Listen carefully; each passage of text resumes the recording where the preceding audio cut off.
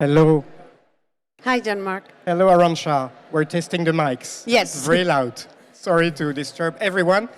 Welcome, really warm welcome Thank you. on the KPMG Thank you. place, as I could say, in Vivatech.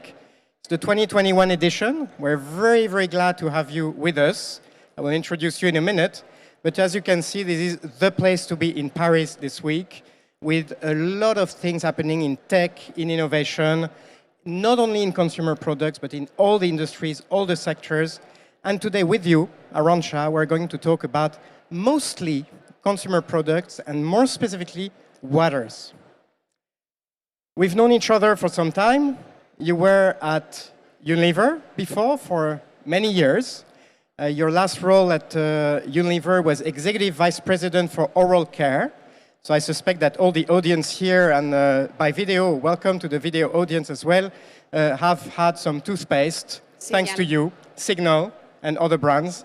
We're allowed to make a bit of advertising because toothpaste and oral care is really important for being sustainable long-term in your mouth hygiene. So well done for that. Everyone knows the brand.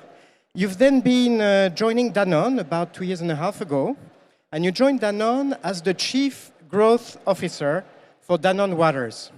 And Danone Waters is a huge business of Danone. You know the brands here in France, which are Evian, Badois, so you know those ones. But there are so many more brands like the Bonafont of this world in Mexico, like in Indonesia, the Aqua brand. In China, you have Mizone.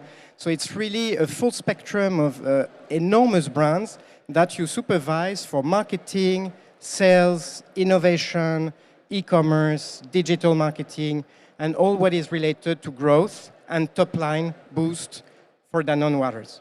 So that's a huge job, so we're going to speak about it in a minute. And we've been working with Arantxa, with the KPMG team in strategy for a few months now, on a very confidential project which I cannot disclose, but a very strategic one, obviously, for Danone Waters and for the Danone Group as we speak. And you will hopefully see the results of this project in the markets soon. So real warm welcome, Arantxa. Thank you. And I would like to start with a question. We have half an hour together. We will include Q&A from the people in the room and from people on video. Sorry, we cannot do that technologically wise. I have a first question. We wanted today to talk about sustainability. Sustainability is absolutely critical in the consumer space, for consumer products and retail, for waters, clearly. But for a business strategy, we consider it at KPMG as a core part of the business, not just something you put alongside or after the strategy is being designed. No, for us, it's a core element of the strategy of any business in 2021 going forward. Would you agree with that? Yes. Would you comment on that? Of course. Thanks, Jean-Marc, for the introduction, and thanks for inviting me to join you here today. Great opportunity to discuss with you. And thanks for the question, because it's a great question that many people ask. Many people think sustainability is about feeling good about yourself. It's about something you do on Friday afternoon after you're done your business work. And that could not be more wrong from my point of view. So sustainability needs to be at the core of any business strategy, because sustainability is a key externality that exists in today's world. And if you want to do a good business, you need to really take it into account. There's many different aspects to that. And what I would say is that there's a tremendous consumer push for sustainability. The reality is that people are demanding businesses to play their part and to deliver their products or services in a way that doesn't damage the planet and communities around the world. So it's not anymore a trade-off for one or the other. People really want their goods, their services to be provided in a specific way that is consistent with sustainability in the long term. And I mean sustainability going beyond the planet. It's about being there in 50 years and being able to deliver the business. What we see is that it's not only consumers pushing, we have also regulation coming, governments coming. So we can, if I have a plastic tax coming up, I cannot choose not to take it into account. So there's really not a choice for a variety of reasons. Now, for me, the key strategic question, as with any externality, is what do I do about it? Do I decide to play passively, or do I decide to take a point of view and actually use it as a source of competitive advantage? From my point of view, the opportunity to turn it into a drive for growth is phenomenal. It's phenomenal because we have a lot of data in the industry, not just in Danone, that consumers vote with their money for their values, and they choose the brands that fit more with their values.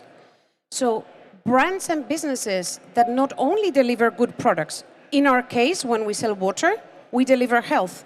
Water is the healthiest beverage you can have. I hope you all saw Ronaldo explaining it very clearly. It's water that you need to drink, by the way. So let's not forget that it's about health that we deliver primarily. But people really want that benefit to be delivered in a way that's sustainable and respectful to the planet. And people will choose. So when you do the right thing, you also have the potential to generate a very clear consumer preference so that people choose you rather than other brands. For me, that's quite a fundamental thought, because it really moves from having sustainability investments as a cost to move them as an investment for growth.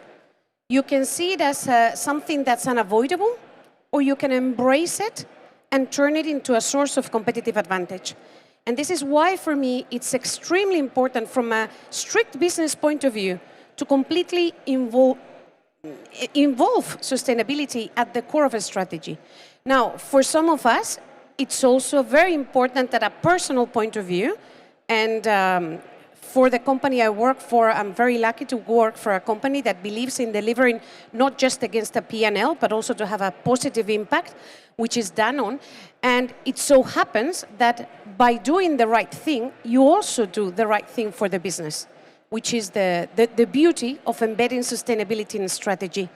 So this fake trade-off doesn't really exist for me. Sustainability, when done right, at the core of a strategy, it can be and it should be a driver for growth.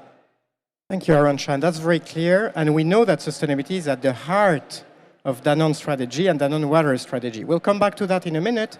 I wanted to specifically zoom on the consumer angle, because the consumers are the one who buy your brands. In the space of beverage and waters, I just read that you were talking about Ronaldo. He made a little criticism about another brand than yours, a competitor, and the competitor market value dropped by 4 billion on the stock market, whilst the consumers are getting away from the brand. So it's important to treat the consumers well. Today they have big expectations. There are some major trends on health for the people and health for the planet, the environment. What's the Danone response to that consumer trend and these pressures from the consumers to be more sustainable in general? So there's two aspects, because it's two sides of the coin, and you mentioned it. It's health for the individual, but also health for the planet. So first and foremost, people buy us to deliver on a benefit. In this case, it's hydration. Hydration happens to be water happens to be the healthiest way to hydrate. So first and foremost, we take great care to ensure that our product really delivers. So there's a massive trend, I don't need to explain you all, on health in all these different facets and angles. And of course, it's part of our job to make sure that we deliver against that trend of delivering healthy products, either water or water-based beverages that encourage people to drink more water with a bit of carbonation or a bit of flavor, etc. Now, as we said, people don't only want good hydration, healthy hydration, they also want it done in a specific way. The way we have approached it is really we've looked at our whole value chain from the mountains, because we sell natural mineral water that comes from the mountains, naturally filtered, to the point where the consumer consumes it. And we've looked at all the areas in our value chain where we can have an impact, either positive or negative. And we've established what is our wish, what is our commitment, what are our plans to deliver against the different aspects of sustainability within the value chain. So it's not really about doing an ad hoc action that we can publicize. It's about really understanding in my process of value creation and my full value chain, where are the pain points and where are the areas where I really need to make a difference. We've established 5, or I would call it 4+1 areas. First one is about plastic. So we have a very clear commitment of halving our use of virgin plastic by 2025, which will be done by being 100% rPET, recycled PET, in Europe by 25 and globally 50%. As I said, we have a second big area of work, which is about carbon neutrality. And of course, there are global targets, but I'm very, very happy to say that since last year, we're already 100% carbon neutral, full scope for Evian and Volvic, which are the 2 brands that Danone exports. So of course, you see, I'm going back to where are the pain points in my value chain. When you export a brand, there's higher carbon footprint. So we work, and for example, we make sure that a big proportion of our transport is done by train, even if it's more expensive, so that we have a lower carbon footprint. And then what we cannot reduce, of course, we compensate. But anyway, I digress. We're 100% carbon neutral with Evian and Volvic since last year already. So that's not a commitment, that's a reality. Then we have a third commitment, which I love, which is that by 2030, we will be giving away 1 liter of free, safe drinking water for every liter of water we sell to communities in need. And for me, that's really fabulous because it's a true way to give back. There's many areas in the world with water scarcity, and where really getting safe water is essential for people's health. And we get water from nature, and it's just, I don't even know what word to say. It just makes so much sense to give back equivalent volume. So we're expecting to deliver 1 liter for 1 liter by 2030. The fourth commitment is, well, we don't need to commit, we do it, but of course we need to look after the preservation of our sources.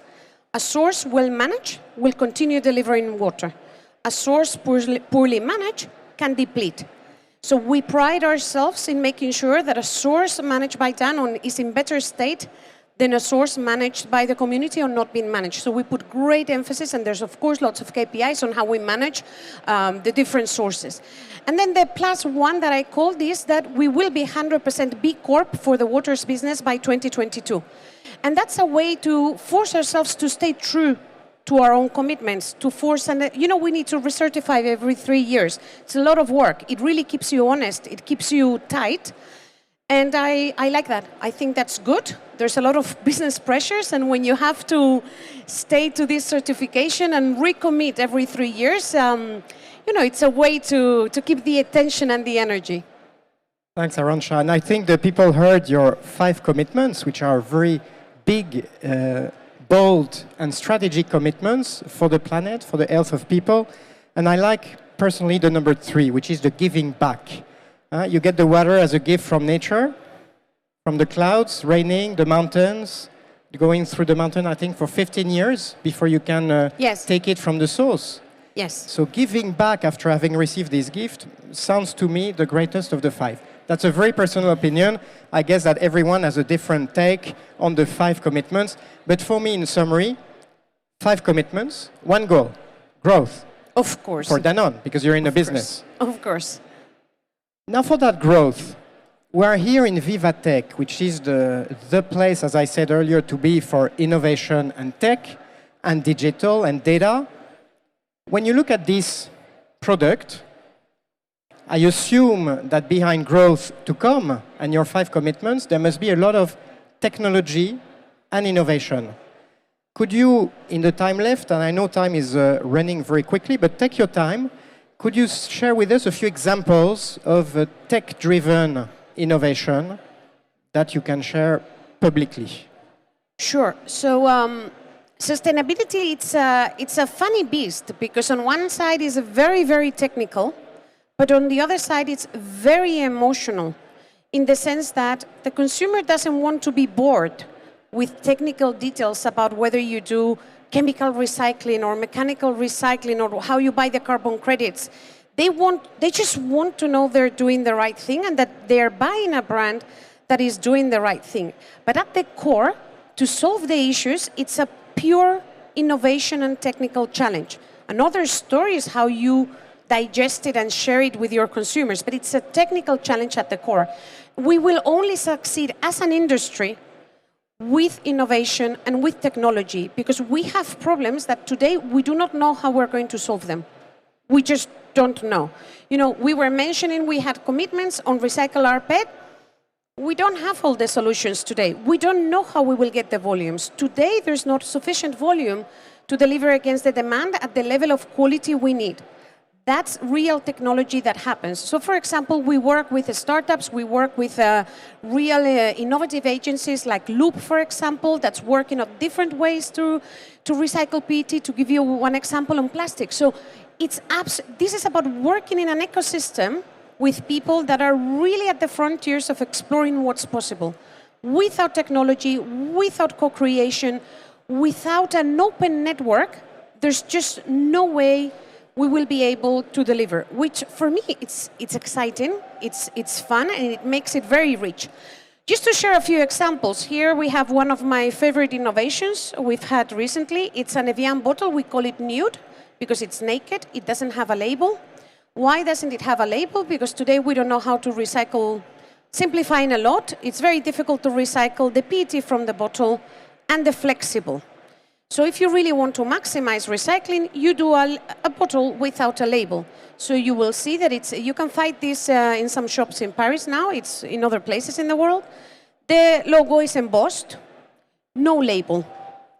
But I need some technology help because I don't know how to put a barcode here in a way that doesn't pollute the PET. So I cannot sell it in some places because I don't have a barcode.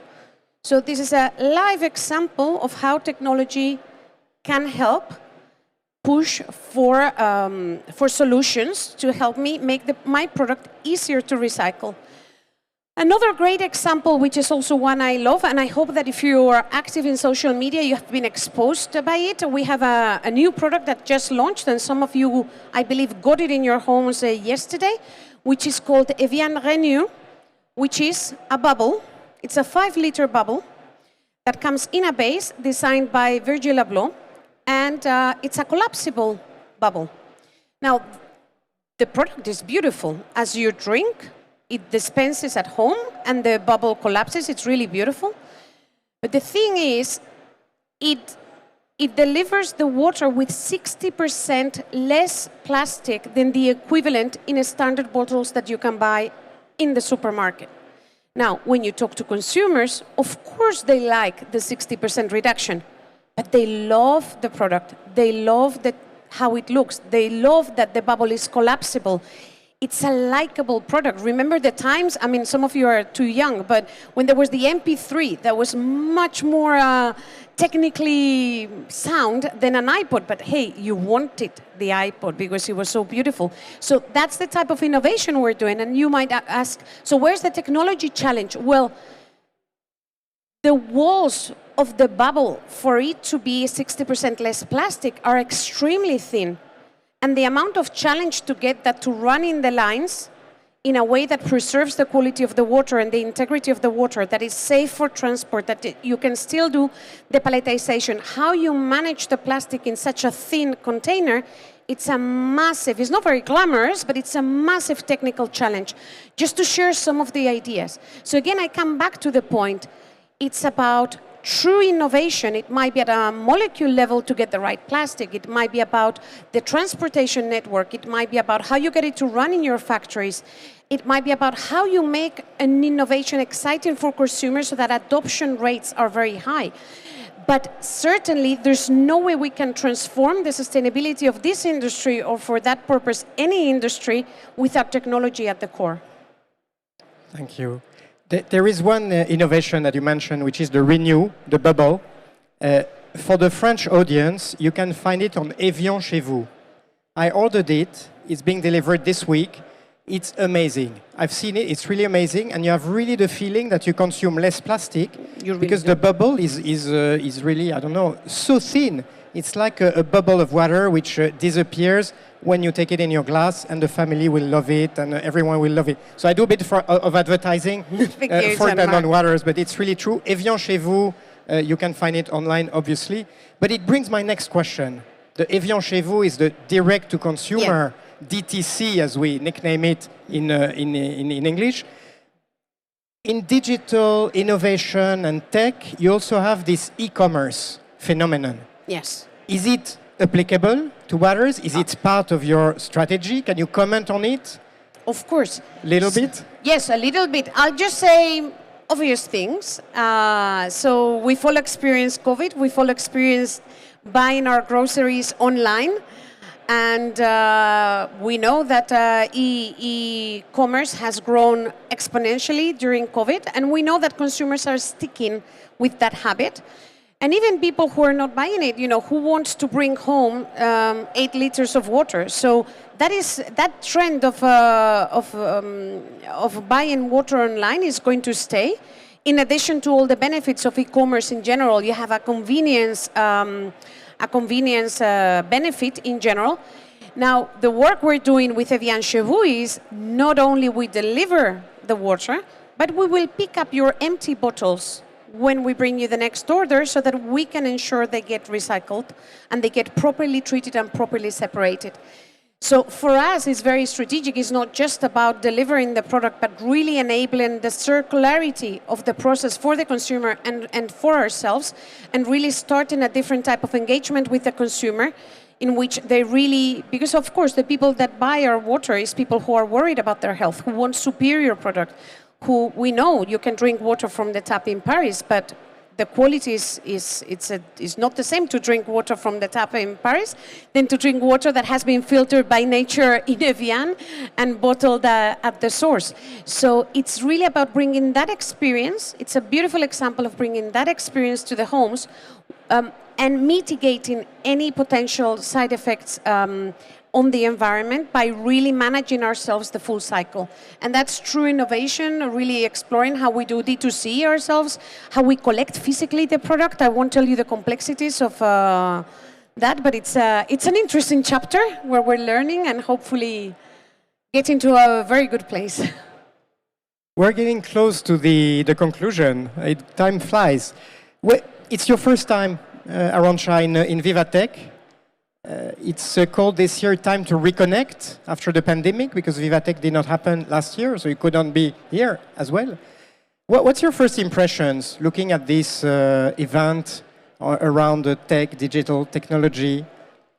Well, I haven't seen all the stands yet. I'm really looking forward to doing that. And for me, this is such a gift. After this year that has been very intense in unexpected ways, now to have the ability to get stimulation, to get inputs, to learn, to experience, to feel, to touch, to meet other people and see, just getting the sheer stimulation and the learning, I think it's fabulous. I'm really looking forward to learning and to being to experience this stimulation, which I think we all need so much these days, and reconnect with each other. Thank you. We'll bring you on what we call a learning expedition just after that session, which is around tech for good. So all what you've been talking about, sustainability, is wonderfully expressed through different startups and companies which are present here, and will do good for the planet, for the people, and we will visit that together. I'm sure you will love it for the brand and for yourself as well. You know, the consumer attention today, especially the younger ones, the millennials, they have an attention span, you know that, from marketing, of about 8 seconds, which is 1 second less than a fish in a fishbowl. So we've been speaking now for about half an hour, so maybe some people have lost attention. I think it's time to give them back the mic and maybe ask them if they have questions. Would you, ladies and gentlemen, have a question for Arantxa at this stage? I hope so. Speak loudly in the mic. Yeah, not too close for the virus. Okay. Okay. Hello, it's okay like that? Okay. Hello, Victorien Defos. So I really love that kind of bottle. I think it's really beautiful. And I just had a question. How do you see the bottle of water in 2030? Or how do you want to sell water in 2030? What is the product in 2030? That's a very good question that I have to tell you that I will not share with you, because that's obviously how we reimagine the future. It's going to be the key to who wins in the market and who doesn't. So I cannot share the details of our approach, but I think it's fair to assume that in 20 years we will be consuming water, good quality water, top quality water, in a different way. I personally believe we will always have bottles, because it delivers a convenience in certain occasions that you just cannot get in any other way. But there will be other ways that actually deliver better against convenience, against top quality, and against sustainability. But that's a journey the full industry is in, and I hope we can surprise you soon with exciting things. But yes, of course, the future will be very different in 20 years. I hope. In many areas. It's really sad we cannot share. Right? It's terrible, but you will look in the market. That would be brilliant. Any other question? Anyone? Don't be shy. Sophie? Thank you, Arantxa, for your passion, for your energy. I have one question. In your introduction, you said that you would be giving back to the community. Can you share a little bit more details on the programs you're thinking about, or how you're going to be sharing back?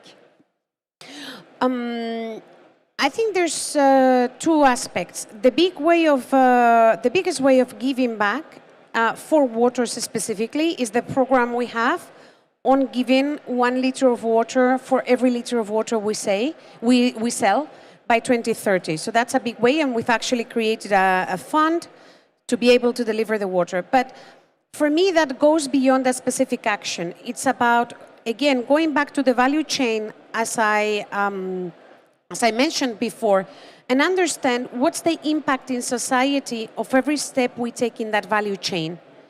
So, for example, how do we deal with the communities that live around the sources? How do we engage with them? What's the impact on their agricultural practices so that the water is safe, but also they can make a good living? So it's really about understanding always what's the impact in the community of my business practices, and how can I ensure that what I deliver for the business, it's done in a way that builds into a positive impact for everyone that's impacted. And that is going to be different in different stages of the value chain, and there's a lot of things we do, but it's more a mindset of continuously being aware of what's the impact beyond my P&L. Thank you. I think we have only 1 or 2 minutes left, so the time for thanking you, Arantxa, has arrived. You came over, you didn't know the place, you seem to be enjoying it so far, and hopefully even more after your speech and the dialogue you can have with our audience. But really, all the warmest thanks from the whole KPMG crew and our guests, because your testimonial, your exchange was really, really powerful. Sustainability at the heart of the strategy of any business, not just Danone Waters, but obviously Danone Waters. Your 5 commitments to sustainability for a better planet, a better health. It's under the label, I think, One Planet, One Health, as we drew here. The innovation and the tech at the heart of all you do today in order to bring forward the progress and more sustainability every day, complementary, obviously, to the financial and economical performance of the brand. And last, you didn't say to the question of the gentleman, what will be the future of Waters? We can't share it here, apparently, but we are now thirsty and eager to get the future innovations, etc. So you've put the thirst in our mind for this innovation. We will look at the market to see what Danone Waters is bringing across all your brands. And I would like to finish with what I will recall more on all what you said. You said that sustainability was not just an exercise for the short term or for financial performance now or for the brands and innovation of tomorrow or to address consumer expectations, is to be here in 50 years, Exactly. 5-0. Exactly. And that we should never forget, because it's true in your business, in Danone Waters, it's true in all the Danone brand, it's true in all the different consumer products and retail environments, but probably it's very true for all our businesses in general. So with that note of the next 50-year horizon around SHA, enjoy the tour, and thank you really, really much for being with us today. Thank you. Thank you, Jean-Marc. Thank you. We can do this. We can do the...